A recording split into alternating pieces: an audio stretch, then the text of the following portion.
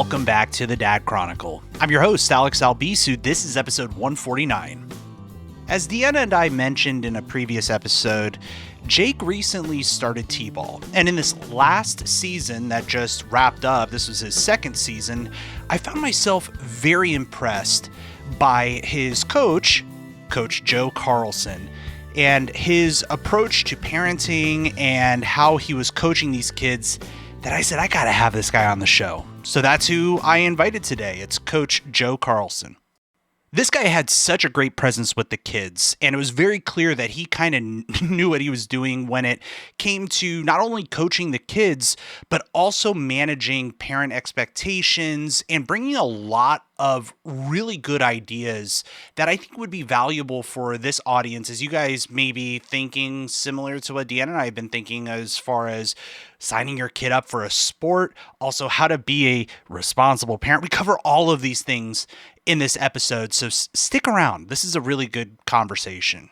First, we talk about how he got into coaching Little League for his sons. I'm just going to sit back and I'm going to let the other coach.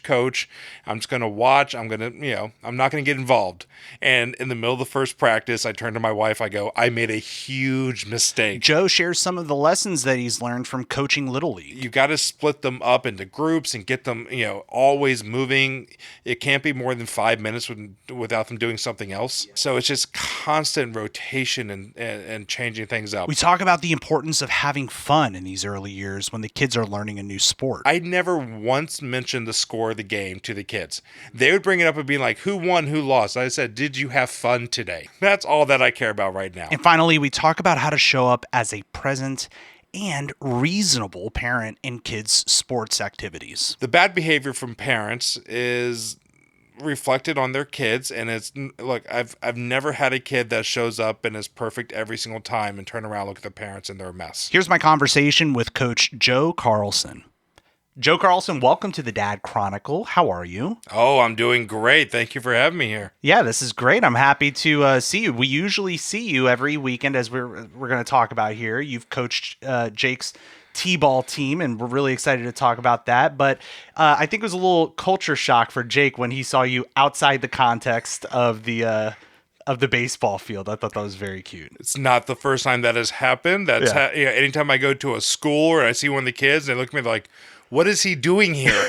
You mean he doesn't live at the baseball field? What is going on? Well, of course, my T-ball coach when I was a kid, he had to live at the field. I mean, that's it. Teachers live in the closet in their classrooms. Of course. Of course they do.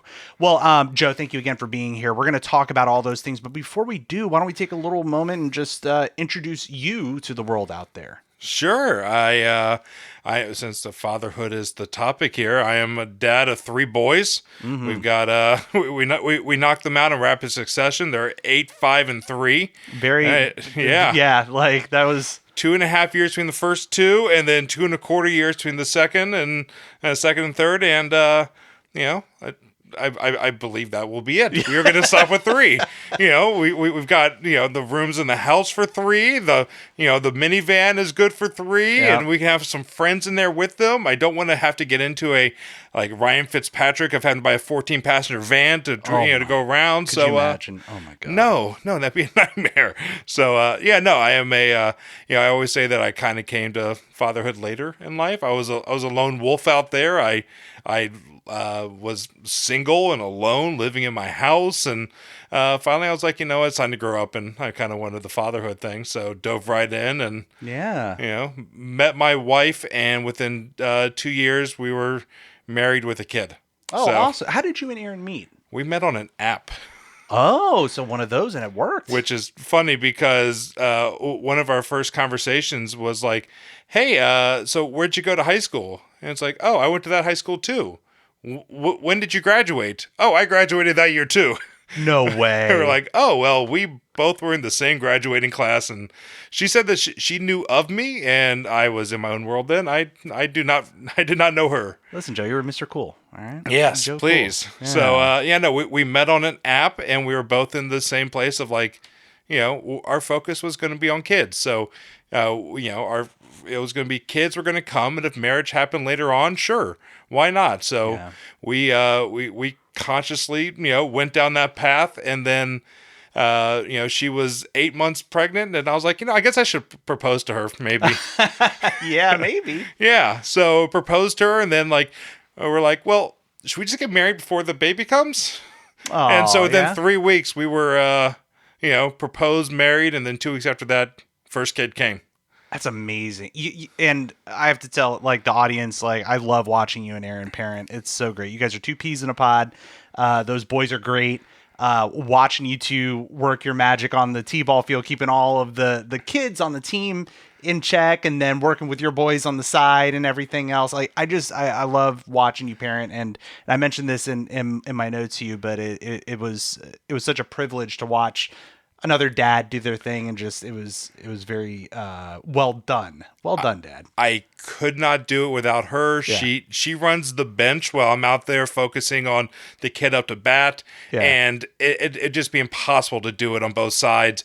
And knowing that she's there and we're on the same page, Yeah. we have to deal with other parents and other people out there that are trying to help out, and having that part not be a area of issue is a very good thing that I don't have to think about it at all. And it's yes, and we are absolutely going to talk about that, because that's one thing that, patting myself on the shoulder here a little bit in the after season party that we had for Jake's Little League team. Thank you again for hosting at your house. No problem. Joe mentioned that we were a great group of parents to work with, which I'm very excited about, because that's always one of the things that's top of my mind. Like, I don't want to be that dad that's just a pain in the butt, like screaming at Coach, what are you doing? X, Y, and Z, expletives. I believe I did say you were the best group of parents I've had to deal with. That does not mean that everyone else was good. Okay. So, no. Yeah, it's it really is a tricky thing, and we're going to talk a little bit about some of the, let's say, etiquette, but also some of the things that people should prepare for. As we do that, like, can you give us a little rundown of, like, your experience coaching? With your boys, did you do any coaching beyond that, or? No, not really. So I did Little League as a kid. I played it from T-ball all the way up through sixth grade, and I played baseball because that's what my brother did, and I played every season because I played T-ball last season. I played baseball the season before, and it came time we're like, okay, we have the eldest, and we're getting towards the back end of the pandemic. We're like, okay, let's get him into a sport, and we decided on hey, let's have him try out baseball, and he went to the first practice, and I was like, look, I haven't done anything organized sports in 30 whatever years at that point. And I was like, I'm just going to sit back and I'm going to let the other coach. I'm just going to watch. I'm going to, I'm not going to get involved. And in the middle of the first practice, I turned to my wife. I go, I made a huge mistake. This is going to be very hard for me to not get involved in this. And he already had assistant coaches, because we showed up after, we signed up late. So we showed up like the second or third practice that they already had. And it's just like, okay, I need to figure this out, because if he's going to play baseball in the future, I'm going to want to coach in the future. So let's turn this into a exercise of let's see what everyone else does, and let's see what we can steal from them to make our experience better. And look, there's nothing wrong with that coach. He did a great job, and there's things that I would have done a little bit differently, but that doesn't mean he was doing it wrong. Right. But it was when it came time to sign up for that second season, it's like, yes, I will be your coach. I will figure this out. And that he moved from T-ball up to coach pitch, which is the next level. Yeah. And I showed up to the first practice for that, and I didn't even know who my assistant coach was. I had a name. Oh, really? But it was just like, your brain is just like, the reality set in of like, oh my God, I'm responsible for, I think it was 11 or 12 kids running around like crazy. What are we doing here? Yeah. And at the end of the first practice, when I saw the guy that was helping me clean up, and I go, that must be my assistant coach. Oh, gosh, by the end of the practice. Yeah, it's just like Wow. your brain. Like I have no idea what's going on. So in terms of coaching, that was my first time doing any sort of organized coaching. Obviously, work wise, and do manager type stuff and trying to help people out. Sure. I find opportunities there. I do have a very hard time sitting on the side and not expressing my perspective and my point of view of things, and I guess that's probably a good thing. Yeah. in terms of being a coach, is that I want to be involved. I'm not one to just sit on the side and just watch other people do stuff. That's true. What do you feel like were a couple of like the things that you picked up from watching some of the other coaches do their things that kind of prepared you for maybe success in those subsequent years? Yeah.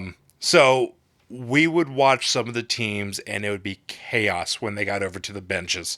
And those transition periods were a big part of keeping the game going and keeping the kids focused.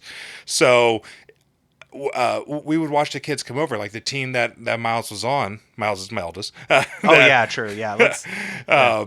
So the team that he was on, there was no organization on the bench side. They would come over, they would put their glove down wherever they sat down. Where's my water? Where's my stuff? And there was a minute or two of that, just trying to figure out where everything was and then trying to get them up to bat. So we played against one of the teams and they had baskets out. Like dollar store baskets, and we're like, I turned to the wife. I'm like, we are stealing that. It was a great idea. I was surprised when I saw that in like, I think it was practice number 2 or something. I was like, this is brilliant. One of the things for people listening at home to realize about T-ball, and this may or may not be evident, but you're dealing with like a bunch of 4 or 5-year-olds in some cases, 6-year-old depending, but like it's pretty chaotic, as Joe's saying, and any semblance, this is what I really remarked at, like when I first saw that come up. I was like, any semblance of a little bit of organization that is very simple to approach, like just that landed so well with the kids. Yeah. Well, I mean, the other thing would be the walk-up songs, where we do the walk-up songs for all the kids. And yes, look, it's fun. The parents love it. The kids love it. But also, we play their song and they are instantly focused on like, my song is playing. It is time to walk up to the tee and hit the ball, and by the end of the season, it's like clockwork. It is, yeah. I was talking with one of the assistant coaches that we could probably take ourselves out of the game, like the coaches, and just play the song, and the kids would just automatically get off the bench and walk up to the bat and go. You could. It's like that trick with the dog where you like ring the bell and you give them a treat every time that they ring the bell, so that's how they know to come in. Like you ring the bell. Pavlov's dog, right? Yeah, exactly. And I have to say, like, to this day, when I hear Golden, which I hear a lot in this house, I immediately think of Lucy going up for her song and going to do that. And it starts training the parents too, for what it's worth. So, that's another brilliant idea. Yeah, so those are the things that we kind of took. I mean, just on the other end, at the end of this season, normally the last practice, we do a parents versus kids game, and it was like, we did that on that first team, and we're like, this is great. The parents are out there loving it. It's fun, and sometimes it's a bit of a chore to get some of the parents involved. But once everything kind of clicks in place, normally around that first inning, like, oh yeah, we're out here just having fun and let's make a moment of this. Yeah. It's a good memory to have. So it's something that we always enjoy doing. Honestly, that was very special. So I appreciate you doing that. Yeah. That was really cool because it was just wiffle ball. That's all it was. And the parents went up to hit off the tee. I'd say 90% of parents hit it on the first try. Yeah. You watch some of them and you're like, oh, so it's not just the 4-year-olds that can't hit it. And look, in my defense, that tee's at like my knee height. I'm trying to hit it. Yeah, it's gosh, that was so much fun. I also forgot, just a very quick tangent, like wiffle balls are actually really hard to throw. Right? Like, like they got holes in them. They're not exactly aerodynamic. So like I remember I threw it to first base and went like it just landed on the ground. I was like, that's embarrassing. Yep. It's a curveball, and it'll go wherever it wants to. Yeah. And it doesn't matter. Yeah. Gosh, but that was fun. That was special. What else? Anything else kind of come to mind that was a special thing that you brought into the way that you coach? Yeah. So having more help out there. Yeah. That's one of the things I've realized early on is so the first time I coached the eldest in the coach pitch league, and I had one assistant coach, and we got through fine. Yeah. And then the following season I was like, well, I guess at that point my middle child, he wanted to play t-ball. It's like, well, I'm going to coach that, and I'm not going to give up on my eldest, so I'm going to coach that as well. And I started coaching two teams, and I thought I was prepared for t-ball. And at the end of the first practice, I realized I was not. That was a completely 1 year difference, and the age of these kids made a huge difference in their attention span and their skill level. I mean, I wasn't even thinking that a lot of these kids are coming in for the first time. The first practice, okay, let's work on throwing the ball. And I realized right then, oh no, I need to teach them how to hold a ball. Mm-hmm. And it was just a completely different experience. But then also so how this works is you sign up, you're going to coach and be like, when you sign up in the league website, okay, here's my kid's information, here's my information, and then you click, you want to volunteer as the manager, and they're happy with that because they need more managers, but manager is the head coach in baseball, and then other parents will sign up as a general volunteer, so it's going out and helping out whenever needed, or as an assistant coach. Mm-hmm. And the assistant coach that I had assigned to me for that team, he is what I call a shadow, and which is he goes out there and he stands next to his kid, and that is it. Yeah. And I've had a few of these. Sometimes parents will come out, they're just the shadows next to their kid, and other times they're assistant coaches, just right next to their kid. Yeah. And look, sometimes, their kid may need more attention, and that's why they're out there. They're more sensitive to it. I get it. Yeah. But I'm not responsible for just one kid. I'm responsible for 10 kids out there. Yeah. And I need your help. And once I realized that he was going to be a shadow, I ended the second practice with all the parents. I go, I need somebody else to step up and be an assistant coach. I need somebody else. And I was like, who can do it? And one woman looked at me and I go, you are now my assistant coach. Thank you. And she came on and she's like, okay, I've never done this, but let's go. And it's like, thank you. Yeah. So realizing I needed more help. That was a huge lesson. So the second time I did coach, I did t-ball, I had 3 assistant coaches because we had, I think it was the last season, we had 11 or 12 kids on that, and you need one coach for every 3 kids at least. It's you got to split them up into groups and get them always moving. It can't be more than 5 minutes without them doing something else. Yes, you're right. Yeah, so it's just constant rotation and changing things up. As they get a little bit older, you can kind of stretch that out a little bit more, but it's not much. Kids start to devolve very fast, and once they start, they're done. It takes so much longer to get them back again focused. So with t-ball, it's very much about, okay, if I got 3 coaches, let's set up 3 different stations. Let's get you guys split out. Let's rotate you around all the time, rotations within rotations, so that it's a 3-ring circus out there. Yeah, and the what you were talking about before with parents maybe volunteering to help, thinking oh, I'm just going to be out there with my kid. That's a really important thing to consider, for parents out there listening to this. It's if you're going to sign up to be helping, take into consideration the help that your kid needs, but also the help that the other kids need and the coach, what they need for you. Especially I think about for you having 2 of your boys now doing this and coaching them. What is your tendency to focus on them versus the other kids? Did that take a little bit of adapting, or did you just jump right in with the ability to kind of look at the whole team? I mean, I kind of just I didn't want to seem like I was focusing only on my kid. Right. I'm very conscious about that. Yeah. So I early on it was I'm not gonna pay attention to you. Yeah. Or I will always send you off with the other coach when we split up first. So that's not like, well, I'm going to take my kid. We're going to go do this first. Right. So I always think about that. One of the things that we do is we do this thing called Dirty Shirt, which is an award at the end of practice of giving them a baseball card as a recognition for effort. It's all about, like who tried the hardest, that practice.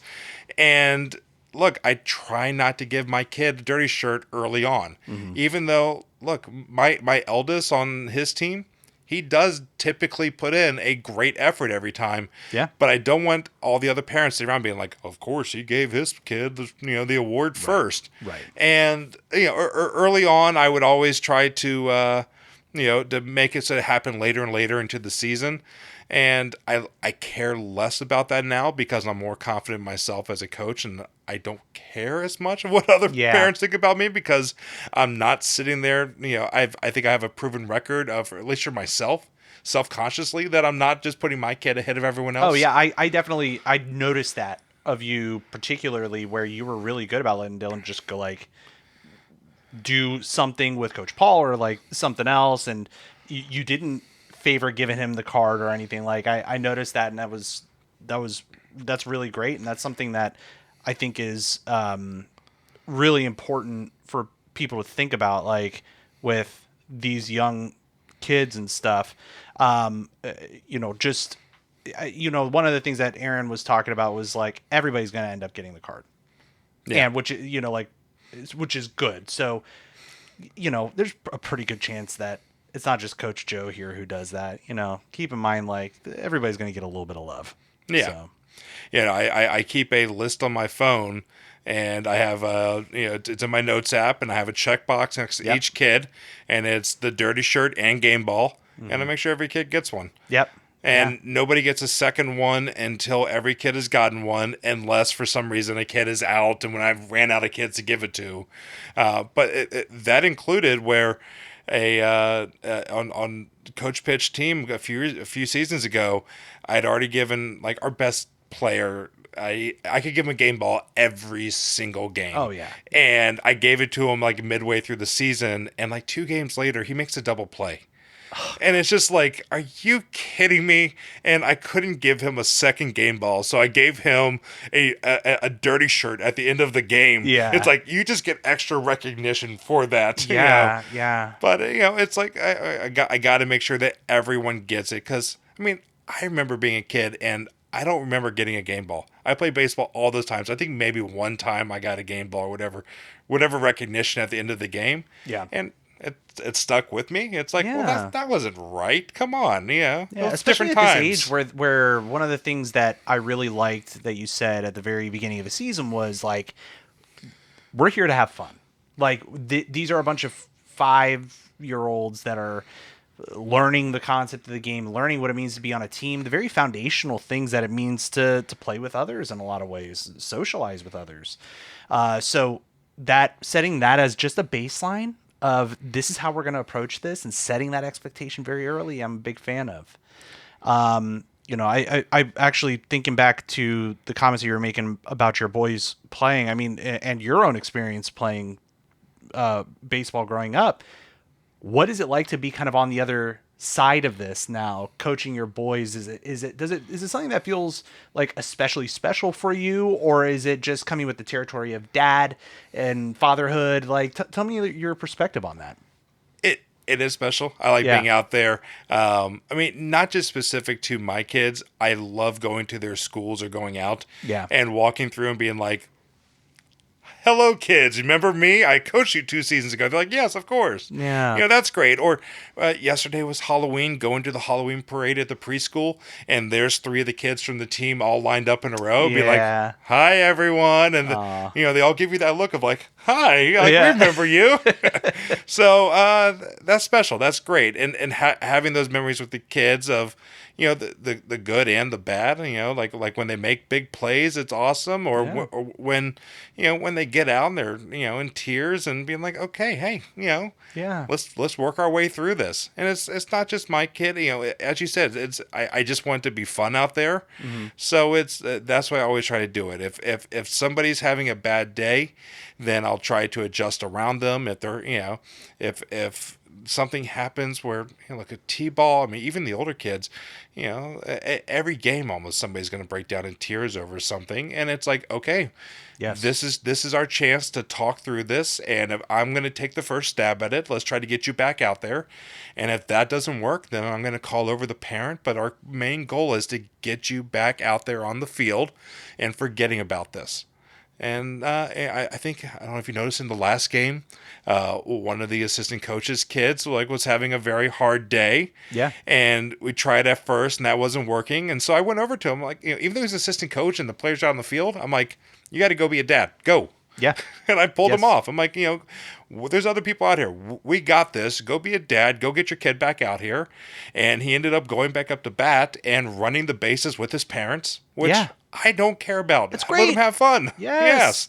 That is like the quintessential thing about this age, and like it's teaching kids a lot of just just this coordination, the teamwork, there's so many different lessons that you can get at this age. And part of it is just tenacity. Like, how do you just do the thing that's scary? Or feel that intimidation and persevere. Like there's I think that's such an important lesson to learn. Like as you think about those lessons, like what are some of the other lessons that you want to like impart on the kids at that like meta level when you think about young kids playing sports? Yeah, I mean, look, T-ball is fun. We're not keeping score. We're not doing outs. As you go up, we haven't quite gotten to keeping score exactly, but I do know I'm my eldest is doing the rookies level now, and you do have runs, and after 4 runs are scored, the inning's over. There's out, so if you get out, it actually affects the team now. It's not, T-ball, everybody bats every inning. Right. The outs don't matter, runs don't matter. It's just get out there, hit the ball, run around, have fun. But now with the rookies level, outs matter. These things happen, and it's trying to teach them that, look, I don't care what the score is. I never once mentioned the score of the game to the kids. Mm-hmm. They would bring it up and be like, who won, who lost? I said, did you have fun today? Yeah.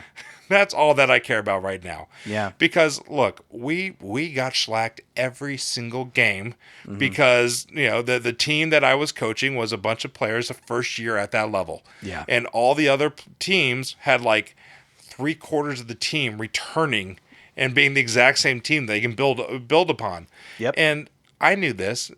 I didn't care. No. It's just, are we getting better?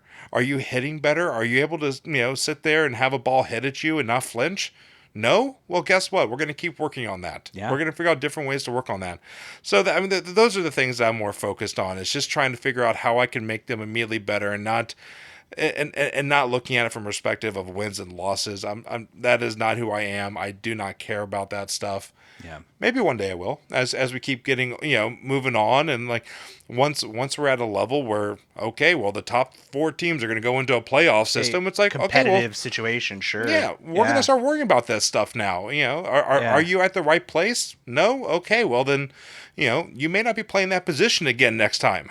Yes. But no, right now it's all about just discovery, making sure that the kids are developing their skills, and that hopefully either with me or another coach down the road, they're going to be able to have fun and be great at this. Yeah. Yeah, you nailed it. That's such an important part of this. And think about those expectations that we were talking about earlier, in like parents, and that, like some people might want their 5-year-old kid to be the freaking all-star that is, and be upset if they don't engage with the game properly, or like when you're thinking about the behavior of the parents that you engage with, and you think about this audience listening, and like, what are some of the, let's say, words of wisdom that you might give to parents who are out there watching their kid play, may get frustrated, or, like this sense of being reasonable and respectful in these kids sports where we see some of these like really bad negative situations pop up. You know what I mean? Yeah. I would say for the most part, I have not had to deal with that because I try to set expectations at the very beginning of the season. Yeah. At the end of the first practice, I call the parents over and I give them my speech now, and it's in my notes app. I just keep adding more and more notes to it. It gets longer every season, where I probably have to cut it back now. But it's things from seasons past where a situation will happen, and I'll be like, that is going into my speech for next season because I'm going to address this right off the bat. We are not going to deal with this again. Yeah. It's look, the bad behavior from parents is reflected on their kids, and it's look, I've never had a kid that shows up and is perfect every single time and turn around, look at the parents, and they're a mess. It's the kids that I need to have more focus on. Well, those are the kids of the parents I need to have more focus on. Yeah. And unfortunately, that just seems to be a trend that I have realized. Yeah. Had a kid one season where, look, you don't have any say over who gets on your team. You don't know what situation you're going to go into, and there are kids that you look at and be like, okay, well, obviously this kid is going to need a little bit more help. There's something else going on there. Yeah. Which does not matter. I'm going to teach you how to play, the baseball, whatever we're trying to learn that week. I'm going to work with you to do it. But this one kid, he would always show up late, and we would always try to work him into the lineup as soon as possible so he could go out there and hit. And one day he showed up late and then had a meltdown behind home plate, behind the backstop. And we are sitting there waiting for him to come up to bat. He was supposed to be up in the middle of the inning, but we can put him up at the end of the inning because every kid in that league batted every single time. Yep. And when I turned around, I'm like, hey, we need you up right now. And he lost it even more to his mom. I turned around and go, end of inning. We're done. Yeah. Because I'm not going to leave the other, the other team out there just waiting for him to finish his meltdown. And we moved on with the game. Again, there's 9 other kids that are trying to play. There's 10 other kids on their team. One kid can't hold up 19. You're exactly right. So, it's a good lesson for the mom to sit there and be like, hey, you had a chance to play. Your behavior just caused you not to. Well, nope. She decided to come over, take my coach's bag, throw it onto the field, throwing all the helmets out there, and then lose it on me. And that is just absolutely wild. Yep. And so I told her, we will deal with this at the end of the game. Yeah. And I got through everything else of, all the rest of the innings, giving out the game ball. And then I walked over. I said, come with me. And I was like, tell me what you want to tell me. And I let her spew all of her thoughts at me quite loudly. And I go, okay, your kid was late. We were not holding up everyone else. The conversation's done. Thank you. Yeah. Yeah. I let her have her say, and then I just moved on. Yeah. So, those things are going to happen. And now I tell people, I just level set at the very beginning. If your kid is there, we'll try to work them in. Yeah. But I'm not holding up the game for them. Exactly. And as a parent, it's like, use those situations, like what you were talking about. That's a great catalyst for a lesson learned, man. Like, that's a great opportunity to be like, look, like, I don't know, like, I would have reacted like, sorry, Jake, you had your chance. Like, you can't go now. Now you have to wait for the next time. And that's an important, instead the kid looks at, how do you deal with that situation? You go hog wild on, and you throw a temper tantrum even more than I'm already throwing. Yeah. And it sucks. And I will always try to progress and not just go straight to, look, in T-ball, we got a lot of kids beginning of the season that don't want to come up to bat by themselves. Very shy and yes. That. So first time up to bat, your parent, come on out with them, stand next to them, help them swing the bat, run with them, run with them all around the bases. Second time up to bat, okay, maybe run with them the first and then see if one of the coaches can take over directing them around the rest of the bases. Yeah. Third time up, maybe I can go over then at that point and bring them up to bat and maybe you can stand by first base and they can run towards you. Yes. So we'll try to find ways to progress to eventually get it so that your song plays, you walk up to bat, you hit the ball, you go. Yeah, yeah. Yeah, the accessibility piece of it, like making it as comfortable as possible so that they take those little steps to be a little bit more brave each time, I think is really important. And it really starts with, I think, parental support. So, like people out there listening, it's like when you're sitting on those sidelines, words of encouragement, don't try to coach. I liked what you said about like, don't coach your kid from the sidelines, because let the coaches coach the kids. That's really important. Something that Deanna and I looked at. We were like, yeah, we got to remember that, because that's so important, because Arya's doing softball now. And we were like, yeah, that she's got the support that she needs. We don't need to be sitting there saying, oh, hit it this way or anything like that. She's hearing it from two other people too. So, let the coaches do their thing, trust the coaches, and look for those little mini opportunities to let your kid learn. It's really good. I had to talk with one of the dads on our team to back off coaching up his kid in the middle of practices and games, that the coaches are out here, and I say it nicely. I don't quite say, if you wanted to coach, you should have volunteered to coach. Right. But at the same time, like, I'd be like, hey, we are trying to talk to them, and you are talking louder than us. Yeah, and they're going to listen to dad a whole lot louder than coach, which is kind of defeating the point. Yeah. But I mean, I think there's also a part to just, getting involved when you can. I mean, don't be the person that just sits on the side and does nothing. I'll try to give a careful example from the rookies team of, Sure. Look, there is a kid that was out there struggling a lot, and his dad would, mom or dad, I start off every practice by having the parents go out there, throw with your kid for a few minutes, normally like 10 minutes. And, he would show up, and the dad would go out there and throw the ball at this kid 5 times and then go over and sit down. And that's it. And which was like, okay, that's your choice. But this kid always struggled out there with emotions and everything else during games. And there was one game where it was coach pitch, and I hit him with the ball. And I feel horrible every single time I hit a kid with the ball. It never gets easy. Mm-hmm. But he wanted to quit right there. And I am trying to be like, hey, come on, get back up there. Look, I'll try to throw it softer. I'll try to throw right down. Yeah. I'm going to do whatever I can to make it, to try to get you back up there. If you strike out, just get back up to the plate. And he kept shaking no. And these parents, they did not sit on the benches that were like off to the side for parents to sit on. They brought their own chairs, and they sat 25 feet behind the dugout, facing another field pretty much. Talking to themselves.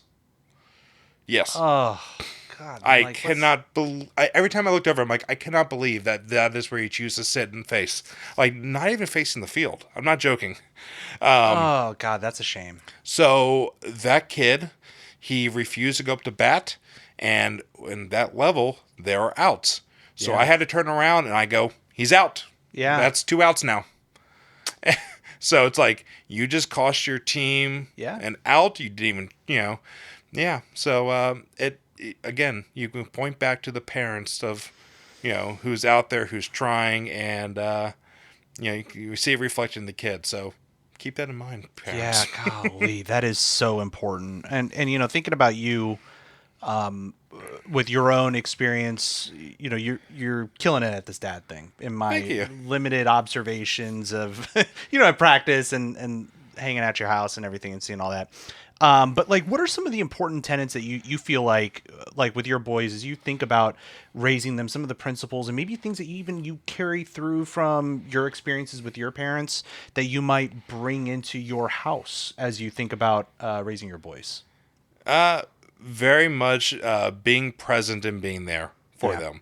Letting them express themselves, but just really being there. So my mom owned her own business around here. It was regular for her to work until 8, 9 o'clock at night. My dad was Secret Service. He would be on the road 6 months out of the year. Yeah. We had a live-in nanny that Wow, would yeah. like get us up and get us going to school, do a lot of stuff like that. We had that for a while, but like when I played Little League, my dad was the ump for most of the time, and that sucked. I cannot tell you how many times we get into the car and I'd be like, "You called strike on that? Like that ball was up here." And he'd be like, "No, Joe, it was down here. It was over the plate." Yeah. And it's like I know you're right, but no. Yeah, but it sucks that it's you saying that. Yes. And now I view it as not that my dad would call strikes on me. I view it as my dad was there. Yeah. So it's like, I would walk up to bat and there's my dad right there Yep. a lot of the time.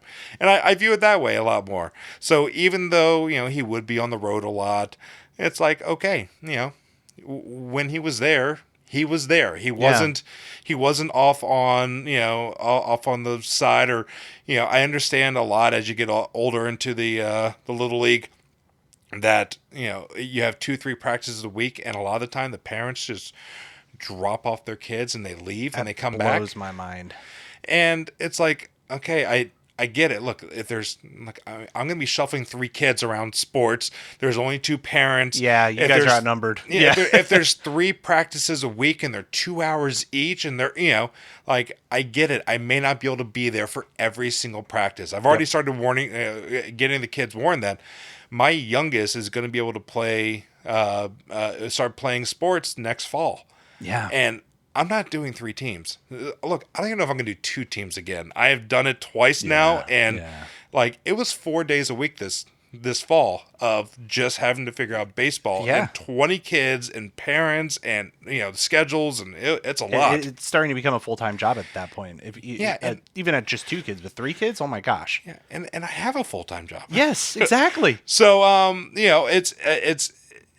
it's very much about time management there. But I guess back to it, the things I try to impart on the kids is that I want to see improvement. It doesn't mean I want them to be great.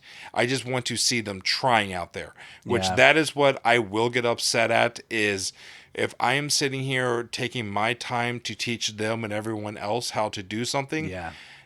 I need them to pay attention. And I had to have a talk with my eldest. He was goofing around in a bunch of practices. And I'm like, you do realize you are the coach's son. And if you mess around at practice, that gives everyone else the idea that they can mess around too. Yep. And so it's like, I need you to focus and do this. And I have to do that reminder a few times because look, I'm not expecting perfection right off the bat. No. But it is a matter of I need your help to make this a success. So it's just continuous improvement, and I always circle back to it. Are they enjoying it? I mean, I don't want them to do something that they don't enjoy. True. So. I mentioned that I did baseball as a kid only because my brother did it and because I did the season before. Yeah. Which I'm not saying I didn't enjoy doing it, but I only played baseball as a kid. So last fall, the wife and I, we made the decision that the kids were not allowed to play baseball. They could do whatever they wanted, but it could not be baseball. Yeah. So one of them chose to do basketball, do like a basketball camp. Okay. And another one decided to do dance, like pop music dance. Cool. So I don't think the middle child enjoyed pop music dance as much as he thought when he originally signed up for it. Yeah. But he tried it. You don't have a choice. You're doing this. Yeah. You're stuck with this for the next 8 weeks. You made a choice. Yes. And we will listen to that Dua Lipa song as much as we have to in order to get through it. But it was good because it allowed them, and my middle, he went right back to t-ball. He's like, nope, I want to go back to t-ball. I want to play baseball again. Okay, cool. And my eldest last spring was like, no, I don't want to go back to baseball. And it's like, okay, are you sure? We kept being like, are you sure you don't want to go back? Nope, I don't want to do anything. okay. And then the middle of the first practice for his brother, I made a mistake. Yeah, there it is. Yep. There And it it's like, is. sorry, you said nope, Yeah. you're not playing. That realization hits, with our kids. Arya was doing gymnastics for a while, and she was like, every class I'd ask her, "You still enjoying it?" "Yeah, it's good." Not like ecstatic about it. I was just waiting for that moment of just like, And it took her about a year and a half, I think, maybe. I don't know. Deanna's going to listen to this and be like, "No, it was 2 years, three." Anyway, but it was one night in the car. She was like, "Yeah, I think I'm done." Like, and I said, "Okay, so the way it works is that we do this on a month by month basis. So you understand that you're going to have to finish up this month." "Yes, no problem." Like, it was very much understood. Like, "Yep, okay, I got a commitment." I said, "What do you want to do?" And she was trying to figure it out. She wanted to learn an instrument. And obviously, we're a very musical household with our kids. And with Arya, she wanted to learn the piano. And lately, she had this moment, and where she goes, where she told my wife, like, "I don't want to do piano anymore," but it was because it got hard. The natural pieces of it didn't quite like it wasn't taking her. She's very like naturally gifted with music, and she loves to sing and stuff, but it like didn't quite, it got a little too hard. And that's where it struck me, like what you were talking about it, because we were like, "No, you have to keep going," because her goal was to eventually play violin and guitar and other things. The piano is a very good kind of like baseline foundational instrument when you think about music.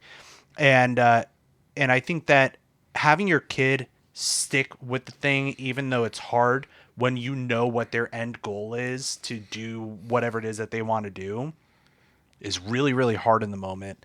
But man, that just it helps them build character in a way that is like, because I will never make her do a thing that she doesn't want to do. Like gymnastics made total sense. It's not like she was just kind of like "Bleh" about it, but she, like, this kid like idolizes Taylor Swift and wants to play all the same instruments as her and loves like music and everything. And she's told me, she's like, "Daddy, I want to do like the violin and all this other stuff."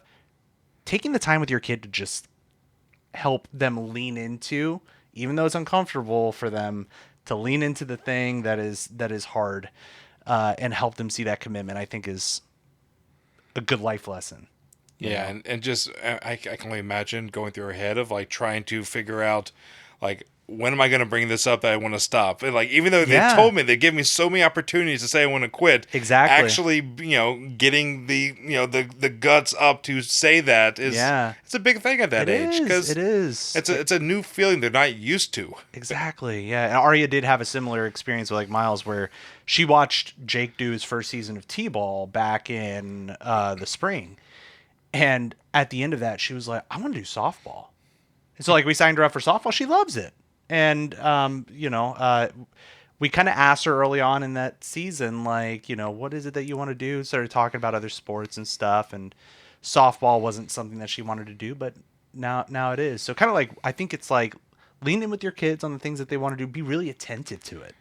It's Yeah. such an important piece of it, to be like really invested in what they want to do and making sure it's for the right reasons.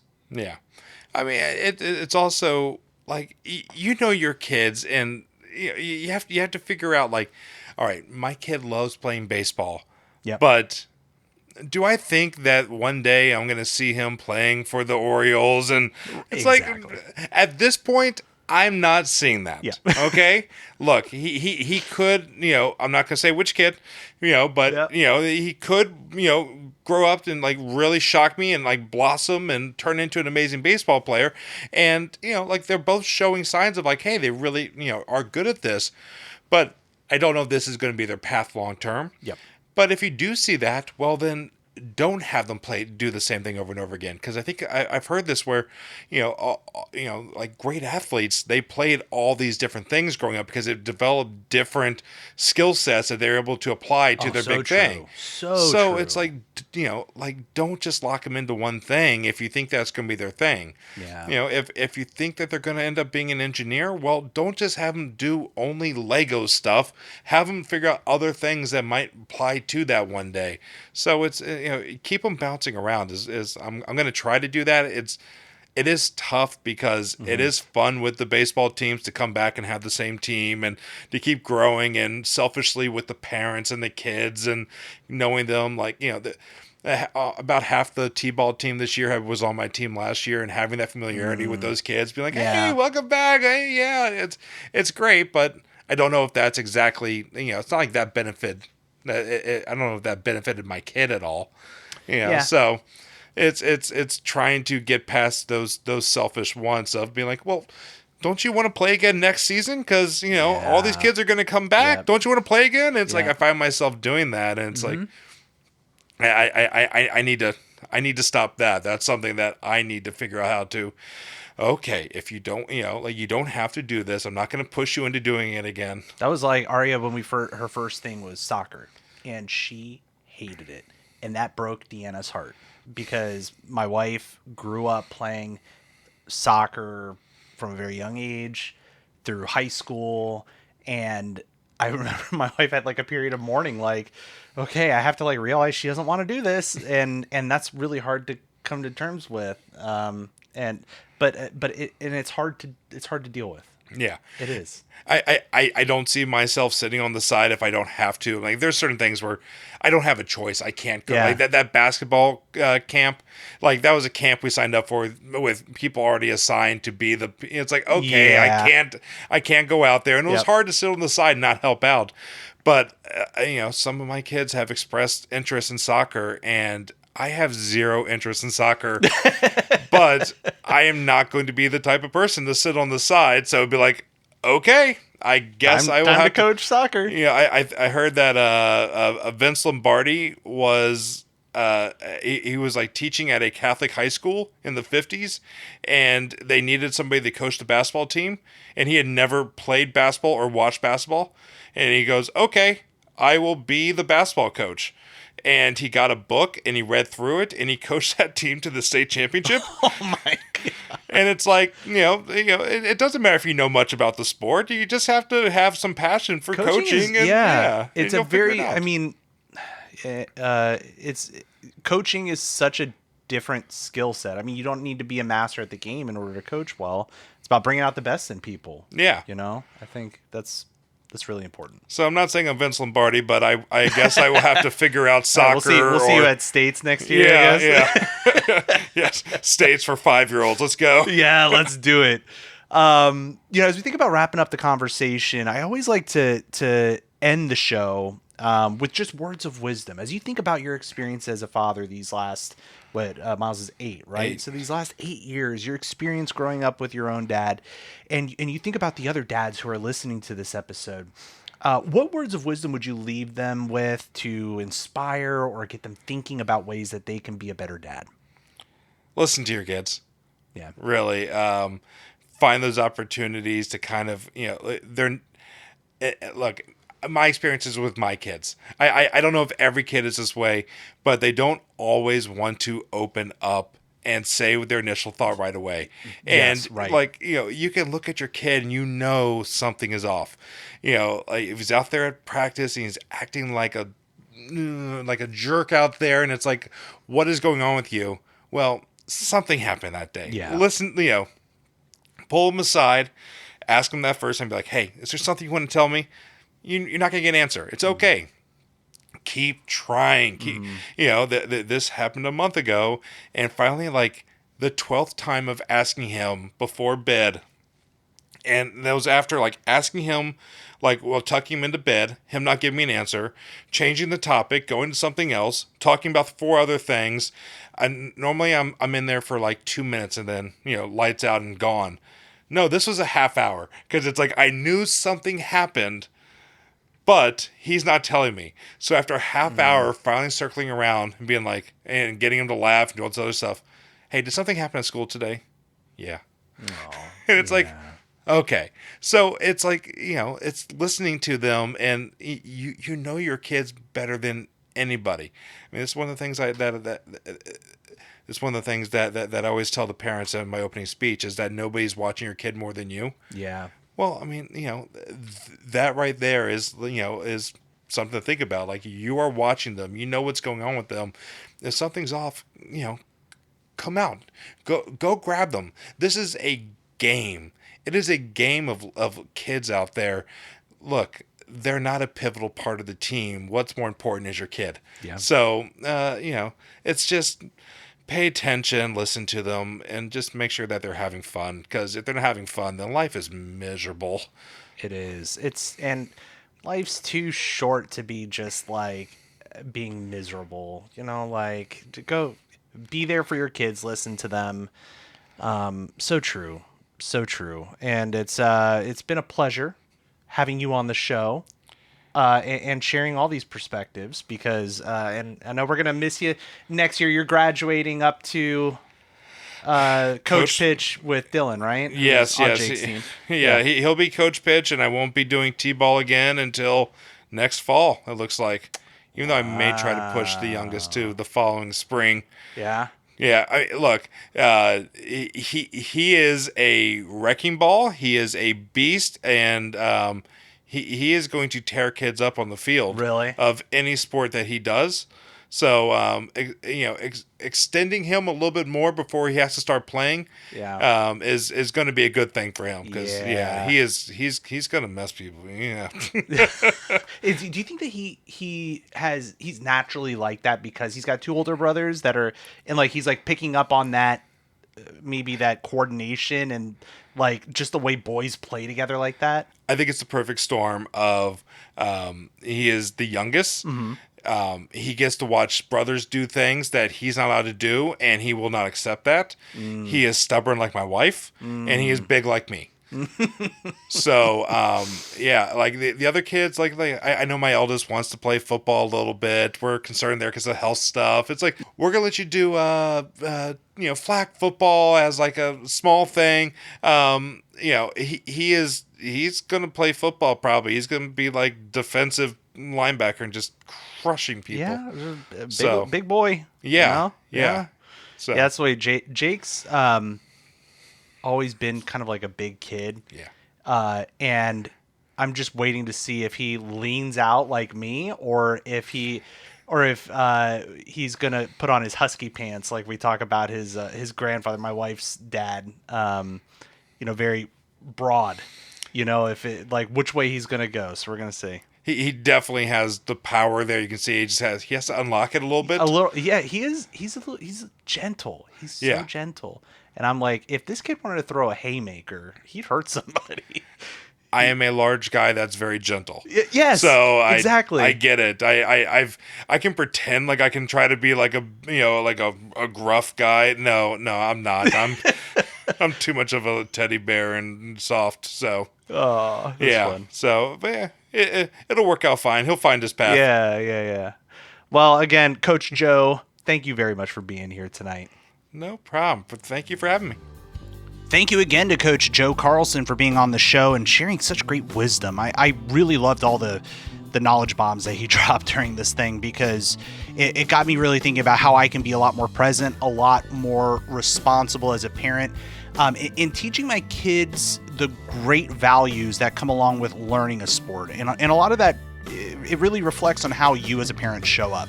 So I'm glad that you all listened through this, especially if you guys are thinking about putting your kids into sports like this. I would love to hear from you and maybe some of your own lessons learned. I would love to share that with the audience too. You can email the Dad Chronicle podcast @gmail.com. And if you enjoyed what you listened to today, consider becoming a patron over at supportadad.com. You can sign up to become a patron, and eventually I'm going to be setting up some exclusive rewards, but for now it's helping to support the operational costs for a show like this. So every little bit helps. Even $1 a month helps to support a show like this. And if you'd like to listen to any other episodes, make sure you subscribe on your favorite podcatcher. Over at thedadchronicle.com, there's links to all the different places that you can go, including other resources and other great stories from other dads from around the world. Thanks again for listening, and remember, be good to yourself and be good to others out there. We'll see you next time.